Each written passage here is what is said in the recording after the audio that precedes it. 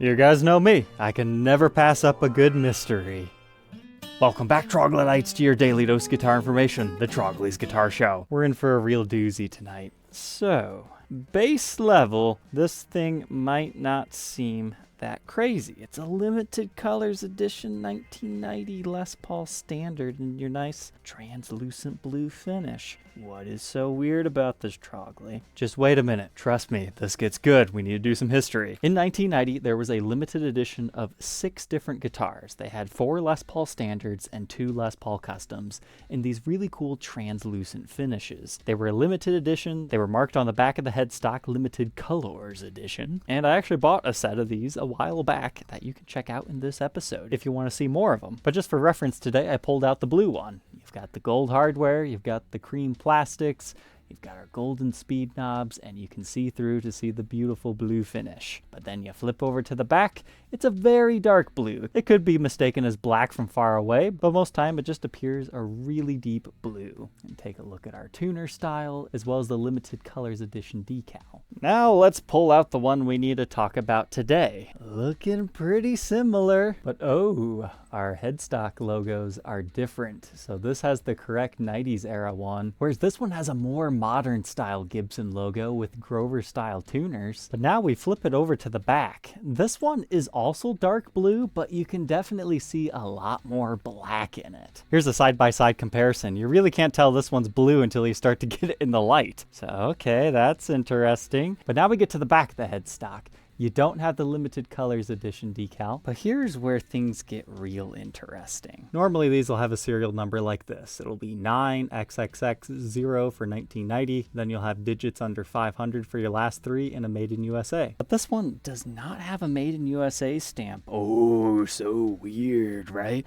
No, that's not what this is about. Look at our serial. It starts with an 8. Everything else is familiar, but it starts with an 8. That means it's a 1980. And no, that's not what this is at all. It's very clearly a 1990 Les Paul Standard with the 90s era case. We've got ourselves a bit of a mystery. So I actually got this guitar from a viewer of the show. He had recently purchased a guitar that I always thought it would end up coming back to my collection because I had some parts for it. But he got it. I figured, why keep that from that guitar? We might as well send him on the original case and some paperwork. But he offered up a trade of this Les Paul for those, plus a little bit of cash from me.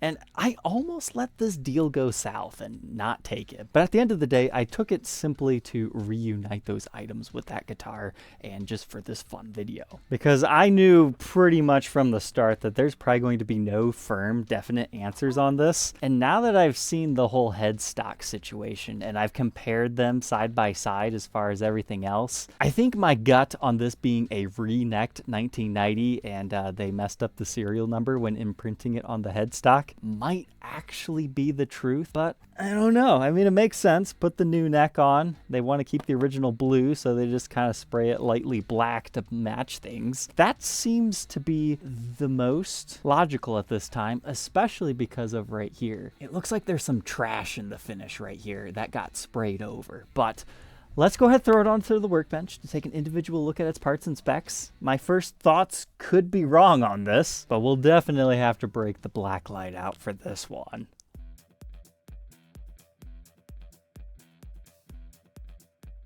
All right, we've got a lot to cover here. There's a few telltale signs that kind of back up my initial theory, but then there's some other things that are like, I just don't really know.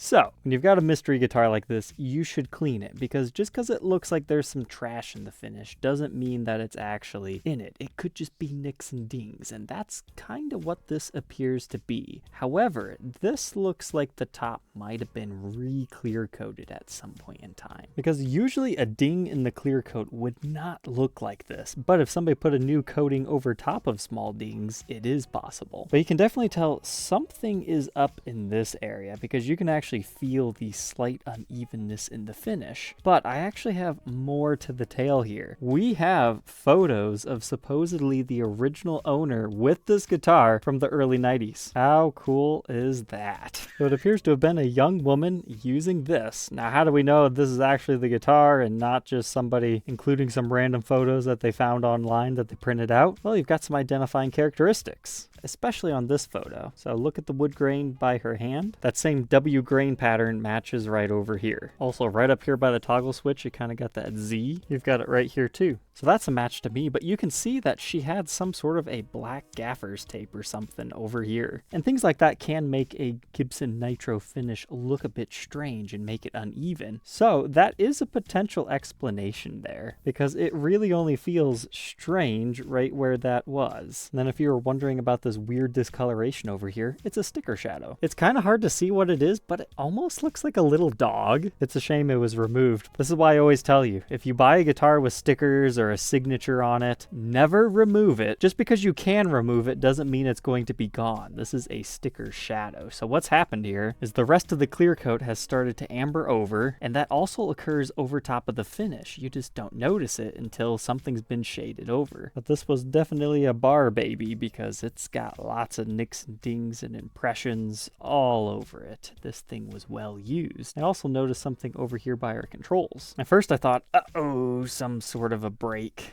that's been repaired. It's kind of rare to happen on a Les Paul, but this actually more so just looks like a mild impact. I don't think it's actually been repaired, but it is a cosmetic blemish.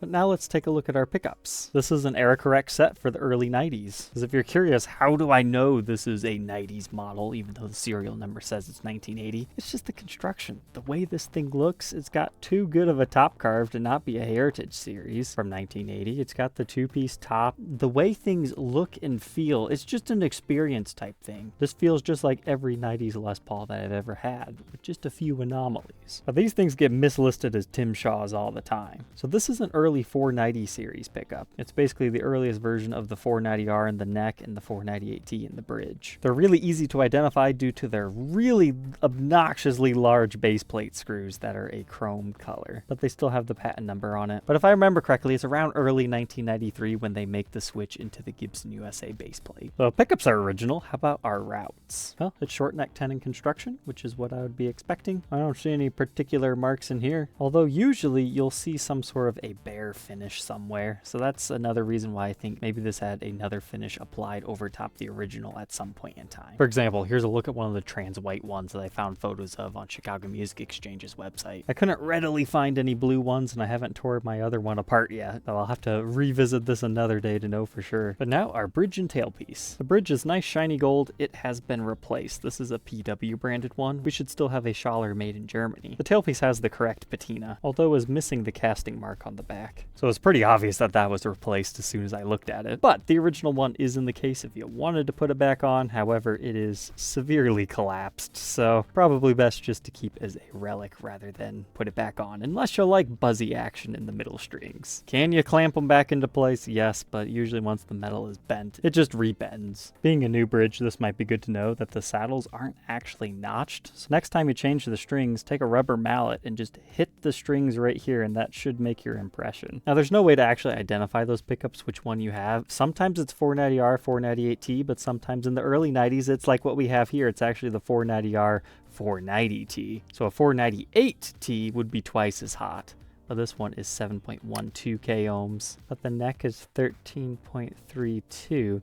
I wonder if this is backwards, or when somebody put them back in, they did it wrong. Well, okay. But they play together at 4.64. We'll have to do some sleuthing once we plug this in to see if that's the case. In fact, I'm too curious. I need to know now. Yep.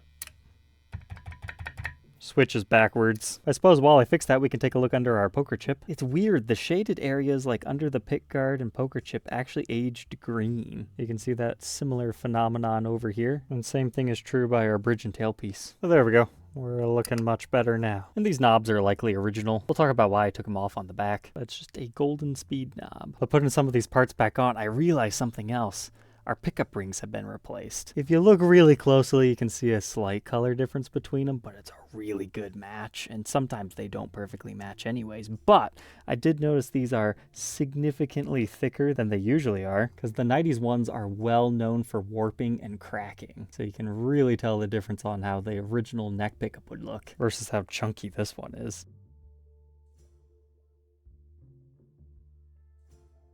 Now we can move on from our 2-piece maple top, mahogany body, which is going to have 9-hole weight relief with a mahogany neck, 1-piece, and a rosewood fretboard. So here's another thing about 90s guitars, is it's the birth of the good wood era, as they say. Don't buy too much into it, just remember this is a return to form for Gibson. The 80s was kind of an experimental time. Sure, they had the great Les Paul prehistoric reissues and things like that, but the regular base model standard, even all the way through to the 80s and early 90s, were still 3-piece tops, not necessarily traditional. I mean, sure, Slash loves his, and they've since become famous enough for a Jessica reissue, which you can check out in this episode. But the early 90s, they kind of floundered around. Sometimes you'll still find 3-piece tops, but primarily you start to get back to 2, and they were really going for the best woods that they could. The 90s was a rebirth of Gibson in general, but they also have a very certain look to their woods and fretboards and inlays, and this has it. However, there's one thing I see on this one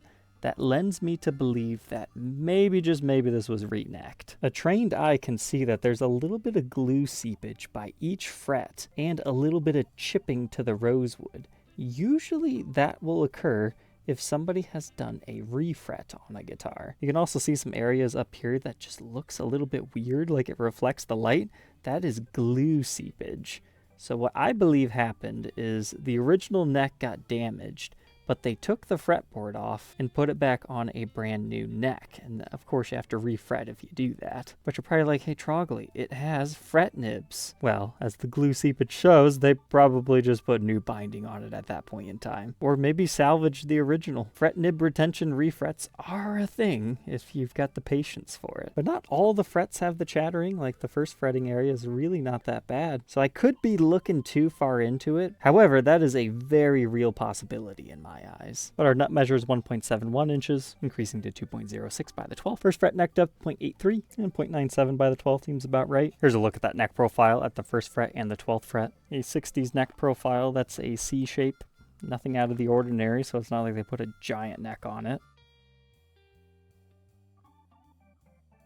Now let's talk about our headstock here. So another thing you need to know about Gibson history is the modern Gibson changes start to occur in the early 90s. But your first couple years still have that kind of 80s look to them. It wasn't right away when everything started to change. It was always transitional in this period. They were using stuff up. So is it potentially possible that a limited colors edition guitar got the newer logo? I'm very, very skeptical of that. So it would make sense if maybe this was sent back to Gibson for a new neck, because it feels Gibson quality. It looks like it was built by them. That really would not surprise me, but it is a little bit strange that they would get the serial number wrong unless they accidentally wrote it down incorrectly. Because look at the truss rod construction and the routing styles. That all looks good.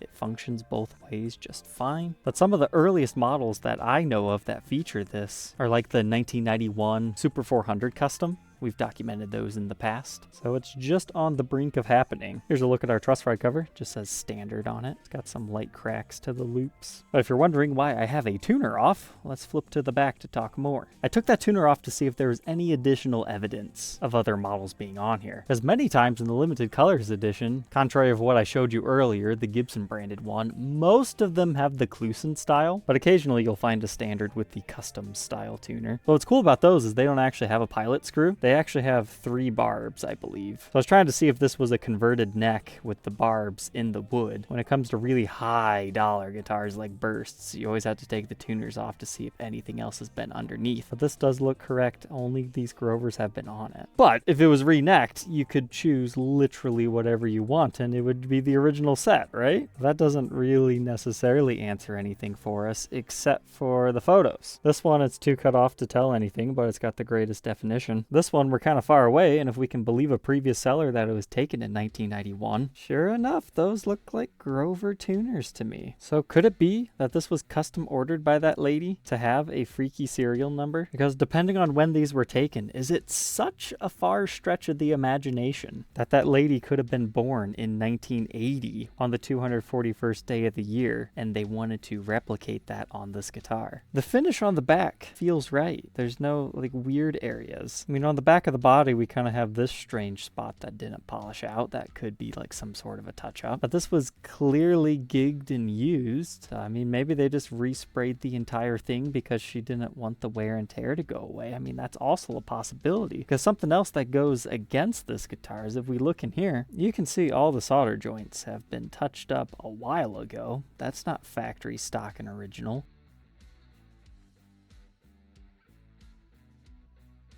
So if somebody takes the pickups out, in theory, they can take all the electronics out and do the overspray. Because I would make the argument the body is slightly darker than the neck. And seam lines show up all the time, so it's kind of hard to say for sure whether the neck has been on and off. This one, in my opinion, I think it's been re-necked at some point. But it really would not surprise me if it was Gibson. Or maybe there's just a repair and they did a new headstock. I mean, we can shine a light on it. I do not personally see any type of headstock break, but I guess I didn't look for a scarf joint line somewhere. I'm not seeing that. So I don't think we're just dealing with a headstock repair here. It would have to be a re-neck if anything at all has happened. Maybe this lady will see this video and can share what might have happened to this thing. Because at this point, I'm really just grasping at straws, trying to make some sort of explanation for what it is, but unfortunately, there's just nothing that's going to tell us for sure.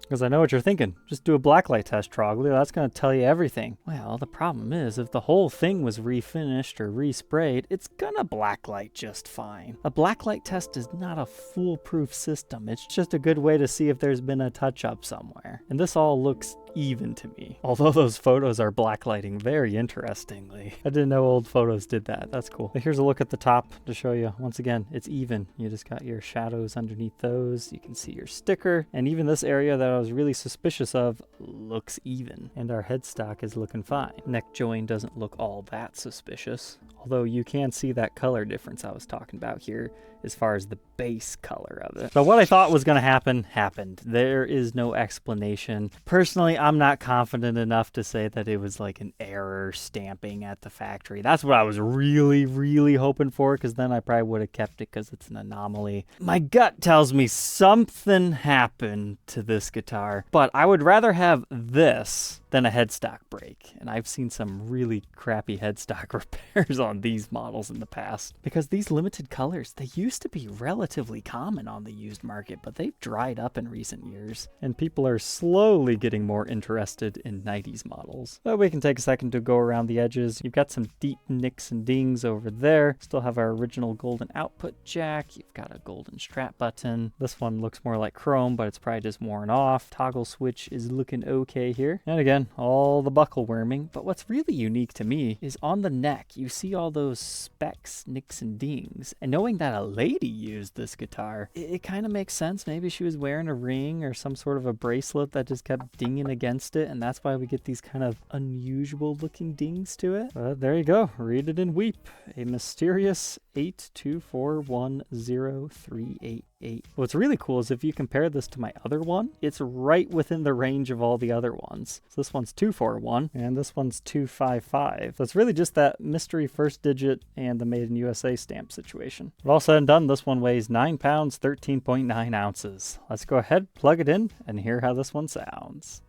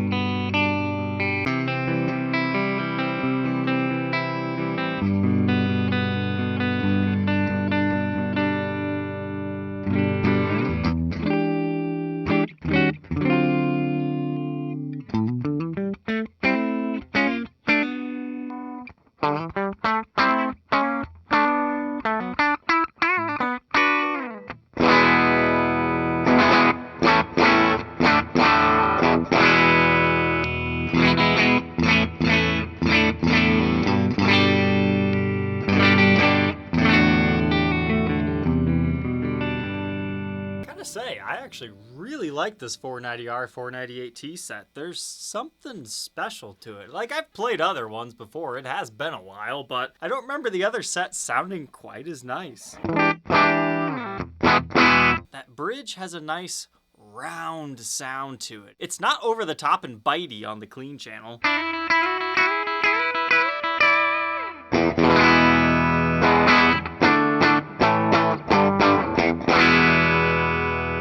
Then your neck position.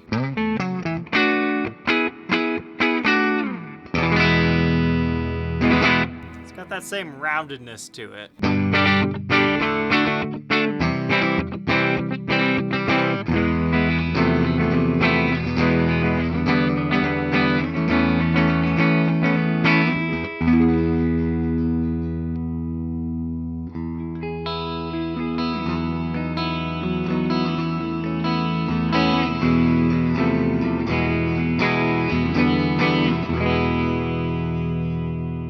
Of course, they play nicely together too. Now, I am noticing there's a lot of fret buzziness towards the middle of the neck. I added a bit more relief to see if that would help. Unfortunately, no dice, so you might have to do a level recrown to this if you're interested in being the next owner. Or maybe it just needs a more professional setup than I can give it. I didn't notice any twist to the neck or anything like that, so it must have something to do with the frets.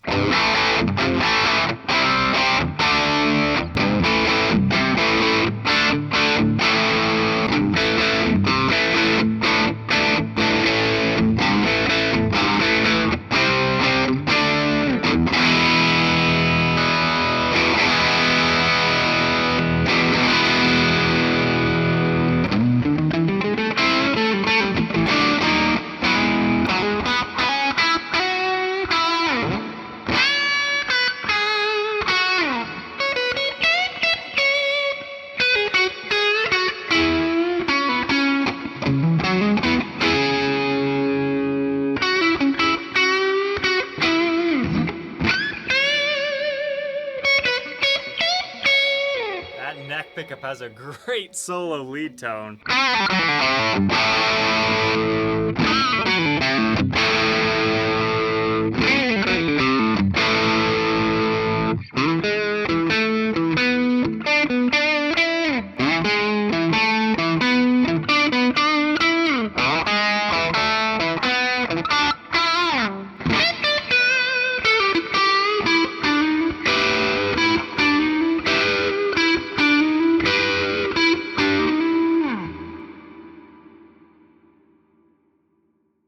So there we are, the mystery 1990/1980 serial number Gibson Les Paul. What are my final thoughts on this? Unfortunately, I don't think we will ever have a for sure answer unless this happens to reach the original owner and she happens to remember everything that might have happened to it. But for me personally, I think it's a new neck that was put on here at one point in time. But it definitely feels up to Gibson quality as far as the finish and the construction of the neck. I mean, there's a couple of questionable areas up here, like where that gaffer's tape was. But this does not look bad by any means. And my goodness, the real surprise of the day were these early 490 series pickups. They sound phenomenal. I can see why this guitar was played as much as it had been, and why somebody would want to save it. That neck pickup just steals the show, but yet the bridge pickup's still really nice and good too. This is definitely my favorite 490R 498T set that I've ever had in one of these early 90s guitars. So if you're interested in being the next owner of this kind of mystery, Paul, and you're okay with that, and you like that it has a little bit of a history and a story to it, you can find it for sale on my website, troglysguitarshow.com. I've already got a cleaner one in my collection of this, and since I couldn't 100% verify that it was a factory freak, yep, let's just let this one live on its life being a great player. All right, Troglodytes, don't forget to like, comment, and subscribe, and we'll catch you tomorrow on the next one. Take care.